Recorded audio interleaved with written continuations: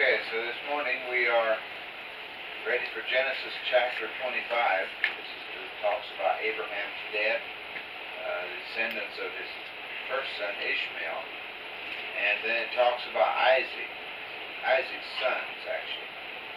So,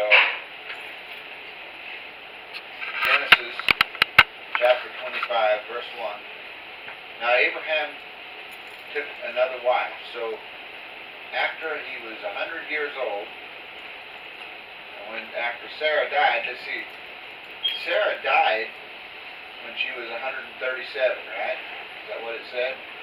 And so she died when she was 137, and then Abraham, she had Isaac when she was 90, right? Had Isaac when she was 90. So she lived 47 years after Isaac was born. And we know that Isaac did not have a wife until after she was born. After she died. Okay? So that would mean that Isaac was at least 47, if not 50, when his mother passed away. When he got married. 47 when his mother passed away, but at least 47 or 50 when he got married. So, we also know that Abraham took another wife, and although in those days there was no law against taking more than one wife, okay, he could have took another wife before Sarah died, but the way I understand this, she died, there was no mention of a wife, and then there was a mention of a wife after she died, right? So, that would mean he was 100 years old when Isaac was born. So it would say, that would mean he was like 147 when he took another wife. And look what he did. This wife, so he took another wife whose name was Keturah. She bore to him Zimran, Jokshan, and Midian.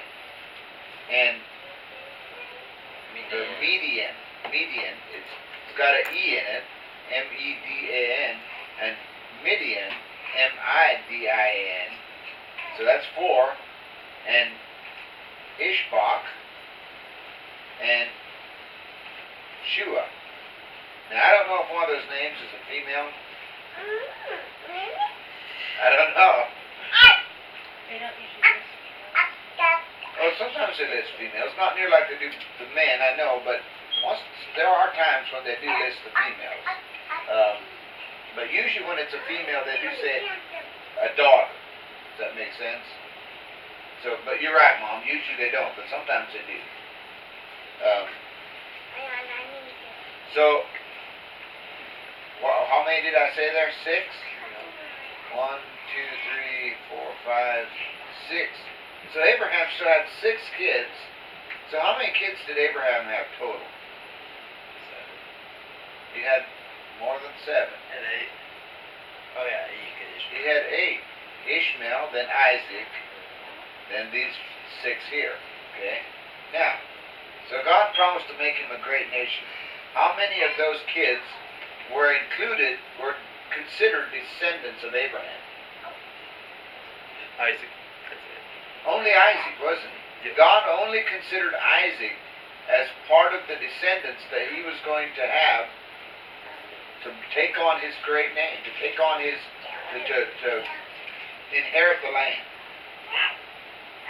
And even then, he had already told Abraham that his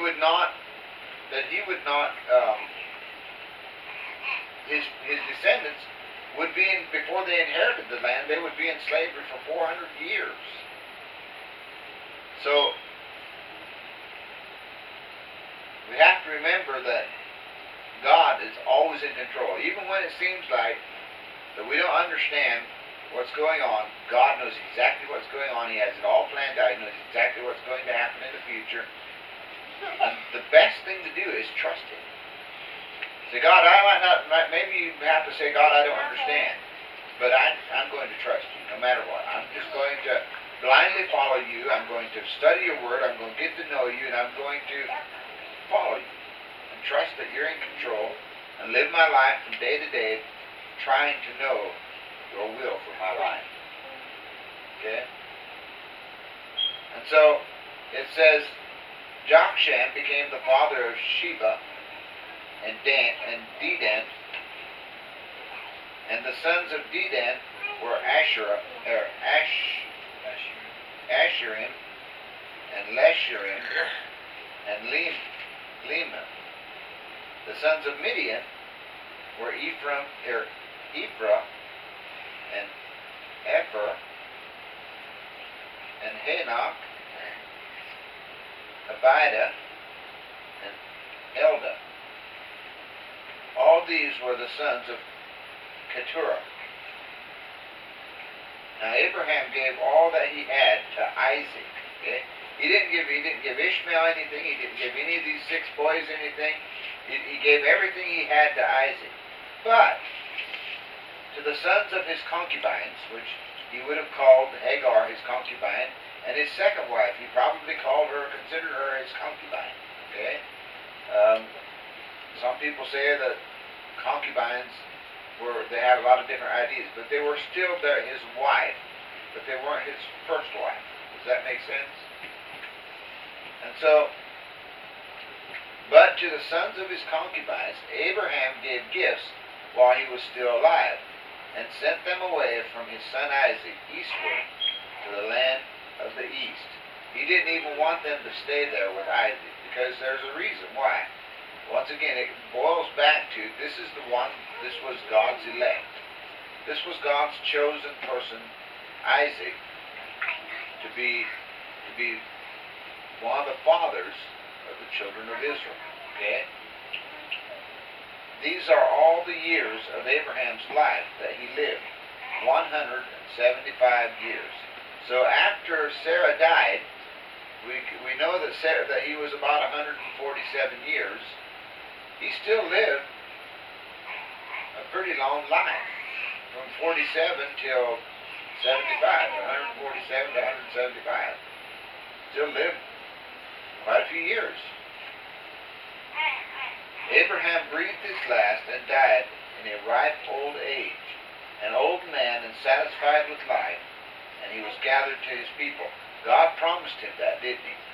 When he cut the animals in half and he made a covenant with him, remember, and he told him what would happen to his descendants, that they would be slaves for 400 years in Egypt. He had promised him that, didn't he? That he would die at a ripe old age. Then his sons, Isaac and Ishmael, buried him in the cave of Machpelah, the field of Ephraim, the son of Zohar, the Hittite, facing Mamre, the field which Abraham purchased from the son of Ed. There Abraham was buried with Sarah his wife. Remember I said that Abraham would be buried in the same place that Sarah was buried? It came about after the death of Abraham that God blessed his son Isaac, and Isaac lived by Beer Lahoirah. Now, there's something I noticed in verse 9. It says, Then the sons of Isaac and Ishmael, the sons of Isaac and Ishmael buried him. And we're fixing those. We will read about the sons of Isaac here in a minute. But this would indicate, think about this, Abraham could have taken a wife about the same time that Isaac did. We don't know that for sure. Okay? We know he took another wife and he had more children, and we know that Isaac got married after Sarah died.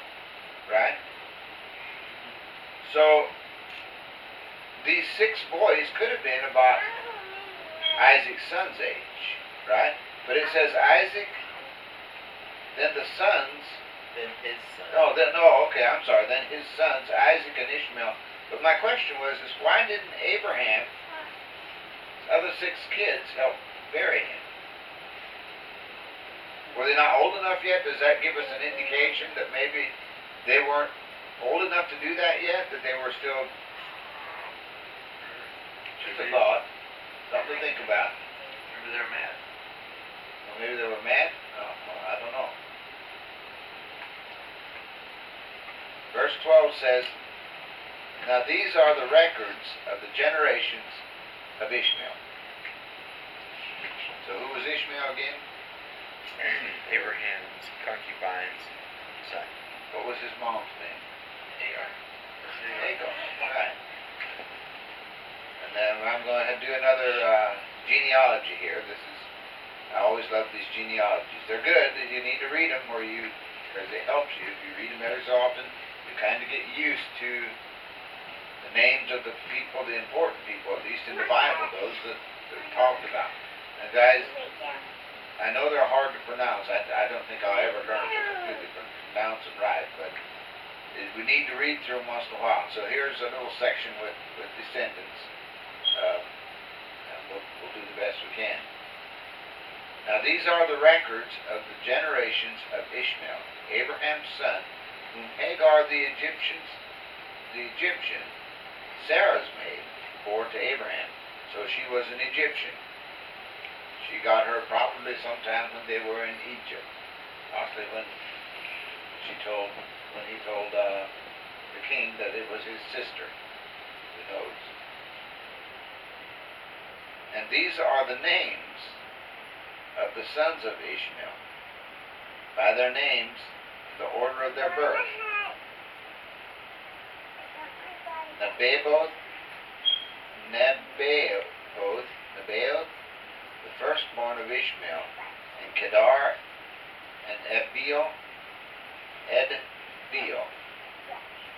and Mibsham, and Mishma, and Duma, and Massa, and Haden, Tema, Jetzer, Naphish, Kedemah. These are the sons of Ishmael. Man, he had a row of them, didn't he? God did say he would bless him. And oftentimes the way God blessed in the Bible was with children. Children were considered a blessing, not a curse, unlike in today's world.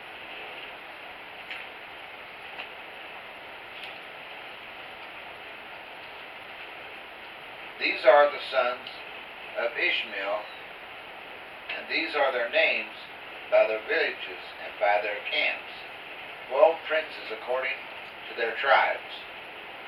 These are the years of the life of Ishmael, 137 years, and he breathed his last and died, and was gathered to his people. That's the same amount of years that, who else lived? Blank looks. That's the same amount of years, huh? Abraham. No, Abraham lived 75. 107. Sarah lived 137 years. 27. She lived 100.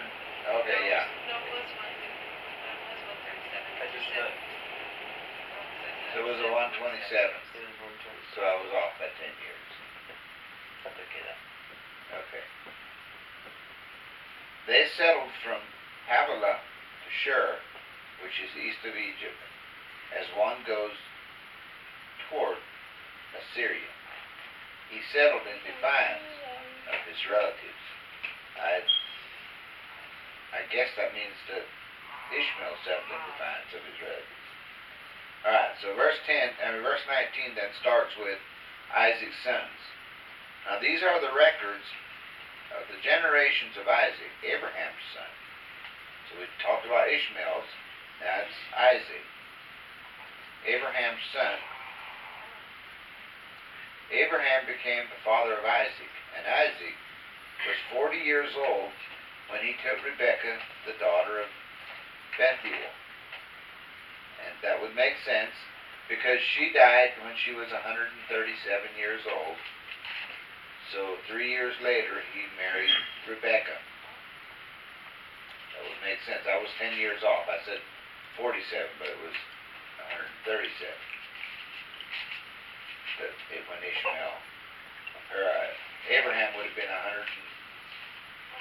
She died when she was 127, so he would have been 137. So if she was 100, Isaac would have been 37 years old. Yeah, 47. 37 years old. So she was 127 because she was 90 years old when she had it. All right. Getting too many numbers going here. And Ishmael and Isaac was 40 years old when he took Rebekah, the daughter of Bethuel, and the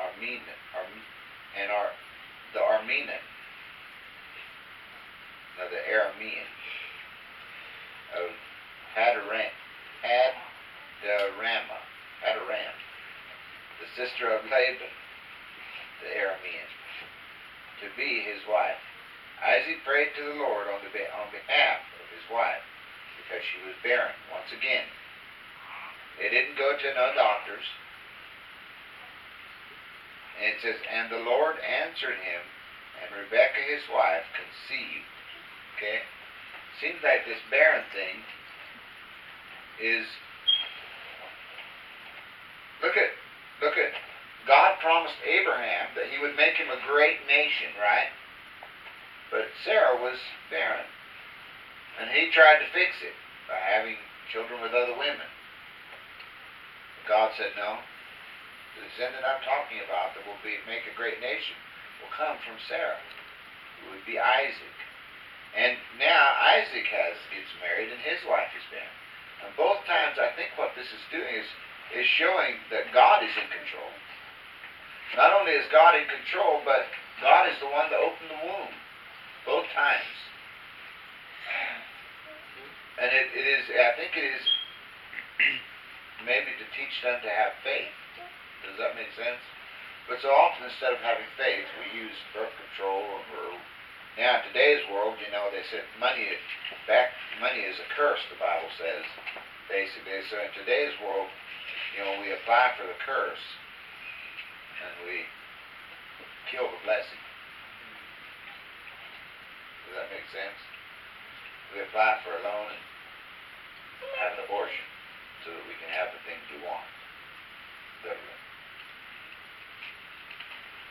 We're more concerned about what I want than anything else.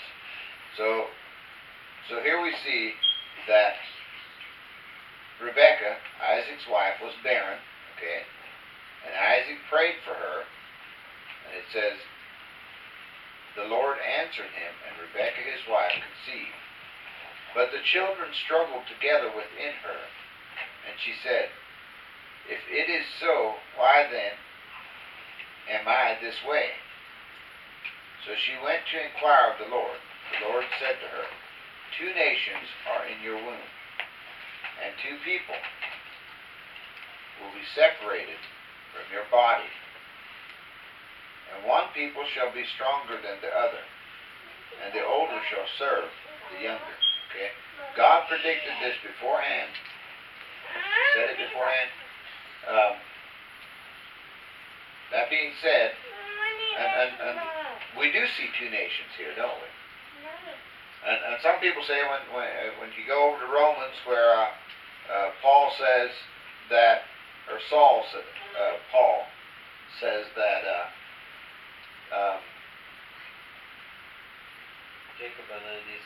Jacob I loved, Esau I hated. He said, some people want to say, well, he wasn't talking about Jacob and Esau, he was talking about their nations. No, he was still talking, yes, there was 2 nations, but he was still talking about each son. Okay? He was still talking about each son, not just the nation. And so it says, when her days to be delivered were fulfilled, behold, there were twins in her womb.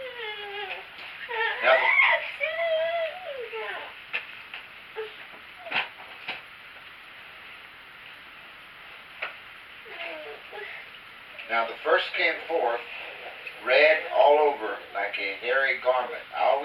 And they named his name Esau. And I always wonder what red like a hairy garment. I mean, like an animal? I mean, it doesn't just say his head. I mean, the way I understand that, his whole body was hairy. Is that how y'all think that?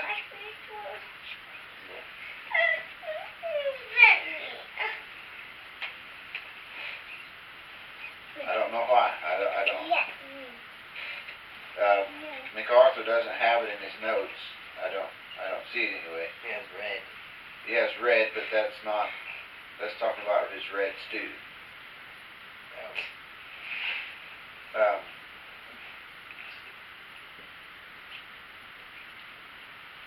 Okay, so anyway, it says that the first came forth red, all over like a hairy garment, all over his whole body, like a hairy garment, almost like a animal eye, it seems like. I don't know though. It says afterward, anyway, and they named him Esau. Afterward, his brother came forth with his hand holding on to Esau's heel. So his name was called Jacob. And Isaac was 60 years old when she gave birth to them. I mean, Isaac was pretty old when she gave birth to their children too.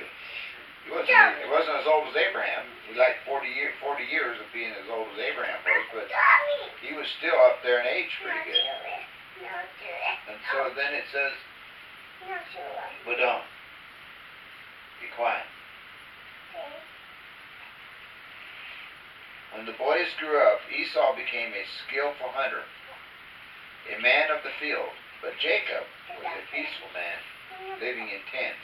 So Jacob was more of an inside person, where Esau was an outside person, who became a hunter. Now Isaac loved Esau because he had a taste for game.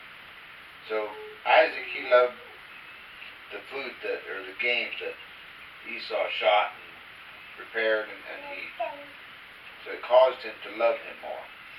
But it says, but Rebekah loved Jacob. When Jacob had cooked stew, Esau came in from the field, and he was famished. And Esau said to Jacob, please let me have a swallow of that red stuff there, for I am famished. Therefore his name was called Edom. But Jacob said, first sell me your birthright. Okay, now here's a very important thing here. Listen to what Esau says. Esau said, behold, I am about to die, so of what use then is the birthright to me? He was not, literally, he was not, the way this was explained to me, actually by Dan Masters, he said that he didn't think there was an afterlife. He didn't think there was he wasn't concerned about anything, an afterlife or God, or he was concerned about himself, his preservation, here and now, and no one else. And that was his shortcoming. He had no concern for anyone or anything but himself. It was all about self, about my preservation, not about anything else. And that's so often what's wrong with the world around us. And it says, and Jacob said, first swear to me. So he swore to him and sold his birthright to Jacob. Now, people say that Jacob stole the birthright. I am a little bit argumentative of that fact. I think Jacob bought the birthright. Okay. Did he lie to his father to get his father? Yes, he did. But we just read it. He did buy the birthright. Then Jacob gave Esau bread and lentil stew, and he ate and drank and rose and went on his way. Thus Esau despised his birthright. So he literally, it meant nothing to him. He despised it. He wasn't worried about the future. He didn't believe in a future. He knew that God had promised to make Abraham a great nation and all that. And the person that got the birthright would be the one that goes on with that. It meant nothing to him. He wasn't concerned about it. He was concerned about me, myself, and I. And that's the attitude that you see in our world today. It's all about me. You see that even in mothers who kill their kids sometimes. You see that in people who, although there's people who do it ignorantly and don't realize, but birth control causes women to have an abortion every month. I know people don't believe that. But if they'd get a little bit of training, a little bit of studying, and find out, they'd understand that. But they don't care because they don't want to have a bunch of kids. They say, well, I can't afford to feed them. That's because they're not trusting God. They're worried about what they want, the things they want, having everything they want, having a big screen TV on the wall, and having 3 or 4 cars in the driveway, and a big fancy house, and they instead of making it with what God gives them. So, anyway. Anybody have anything to say about all that? Okay. Tomorrow we'll talk about Isaac. It says Isaac settled in Gerar. No. So now the focus is going to be on Isaac for just a little while. Not long. It'll be on Isaac for a little bit, but we'll have a much greater section of it being on Jacob than it being on Isaac or Esau. So, I guess we'll pray and get our day started. Alright, let's pray, guys. Father God, thank you for this day. Lord, I thank you for being with us through the night. Lord, I thank you for your word that you gave us. Lord, I know that we take so many things for granted. We just go about our day and do our things, and we don't remember to be thankful, to worship you and praise you for all that you do. Father, I ask you to forgive us for this, that you touch our hearts and cause us to realize that everything we have, every small little detail, our clothing, any money or food, or beds, a warm house, Lord, that it all comes from you. That we would have absolutely nothing. We would be naked in this world and destitute if it wasn't for your grace and your love. Lord, we thank you and we praise you for this. Lord, I thank you for the family that you've given.